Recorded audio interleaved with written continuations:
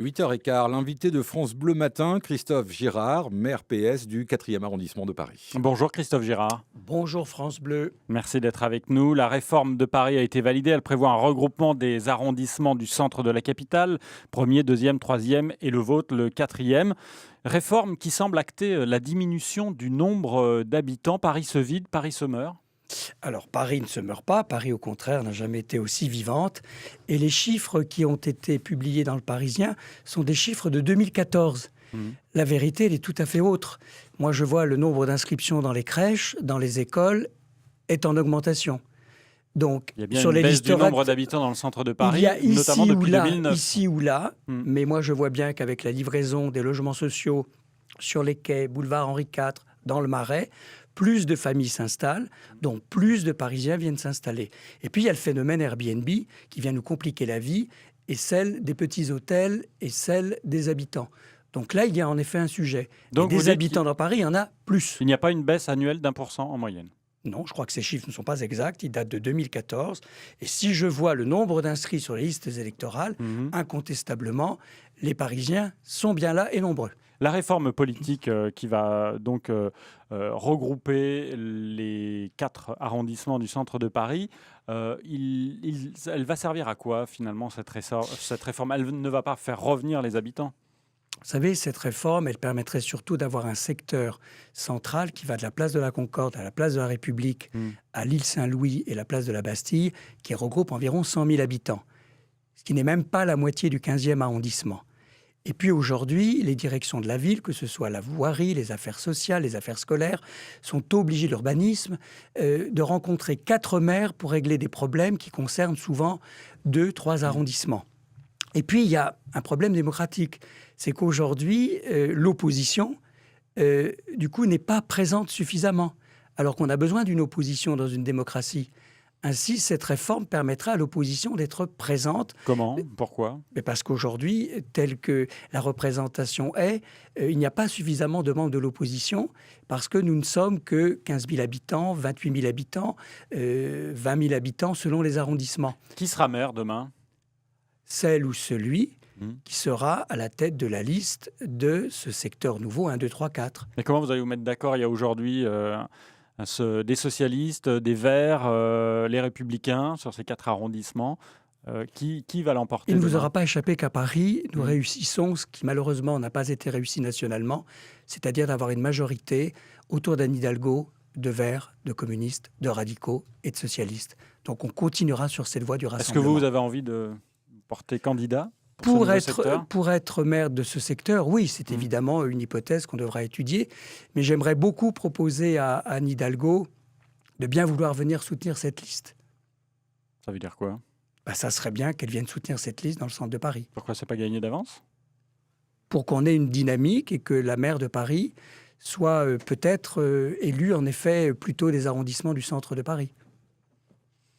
Il y a d'ailleurs dans le l'Obs, le magazine qui est sorti aujourd'hui, une info qui dit qu'il y aurait une brouille entre Bertrand Delanoë et Anne Hidalgo. Bertrand Delanoë qui est allé soutenir Myriam El Khomri dans le 18e arrondissement, qui n'était pas la candidate pour les législatives de Anne Hidalgo, qui cherche à tourner la page. Il ne peut pas y avoir des sujets de brouille sur des sujets aussi petits. Parce que la politique, ce sont les idées... Vous n'y croyez pas? Il peut y avoir des agacements.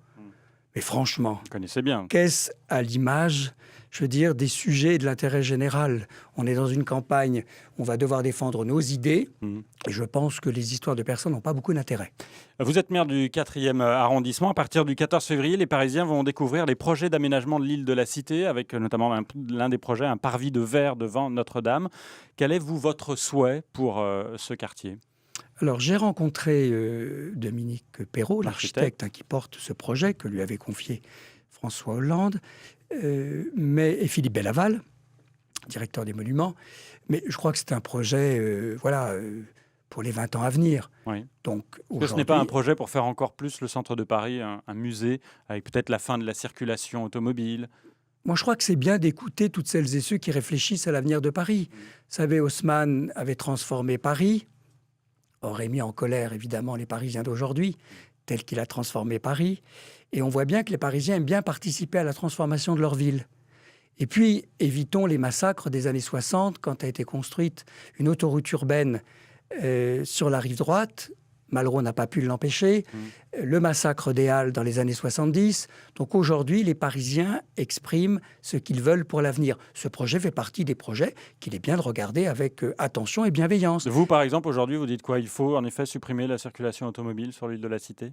Moi, je pense qu'aujourd'hui, la priorité est de lutter contre la pollution. Donc, pas Et de que voiture. c'est un sujet, en tout cas, moins de voitures, des voitures propres, plus de diesel, et que celles et ceux qui réellement ont besoin de leur voiture pour travailler puissent circuler. Christophe Et pas Girard, celles et ceux qui sont seuls dans leur voiture et qui viennent de l'ouest de Paris, égoïstement dans les gros 4x4. ceux qui sont opposés à la fermeture des voies sur berge rive droite, donc au pied de votre arrondissement, le 4e, disent il y a report de la circulation sur les quais hauts et donc plus d'embouteillages, plus de pollution. Vous qui avez votre mairie juste à côté, est-ce que vous êtes d'accord avec cela? Je ne suis pas d'accord avec ça parce que c'est Il n'y a pas regarder... plus d'embouteillages. Il n'y a pas plus d'embouteillage. Vous savez, dans les années 90, je travaillais à l'Alma, j'habitais l'île Saint-Louis, je prenais la voie Georges Pompidou. Elle était constamment embouteillée. Donc, on connaît tous une chose simple, la nature a horreur du vide. Et une lettre du préfet de police des années 70 dit cette ouverture de cette voie Georges Pompidou est une catastrophe. On a fait venir dans Paris des milliers de voitures qui avaient pour habitude d'entrer par les portes de Paris et de se rendre dans Paris par d'autres voies. Cette voie, cette autoroute, a tout simplement fait venir des voitures qui ne viennent pas dans Paris, pour la majorité, Qui traversent. qui traversent et qui ne traversent pas d'une façon droite. Dernière question, Christophe Girard, vous avez décidé de soutenir Vincent Peillon à la primaire du PS. Pourquoi lui et pas Manuel Valls qui était... Vincent Peillon est le plus laïque, le plus républicain et le plus européen des candidats, de tous les candidats aujourd'hui à la présidentielle. De Marine Le Pen à François Fillon à Jean-Luc Mélenchon.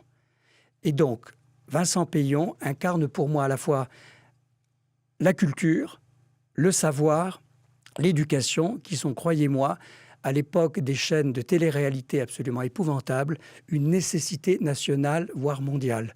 Donc, avec l'arrivée de Trump, et puis tous ces autoritarismes dans le monde, je crois que d'avoir un homme qui est à la fois un homme d'expérience, qui a été un très bon ministre de l'Éducation nationale, qui sait réfléchir, qui sait prendre le temps et qui est un homme sain.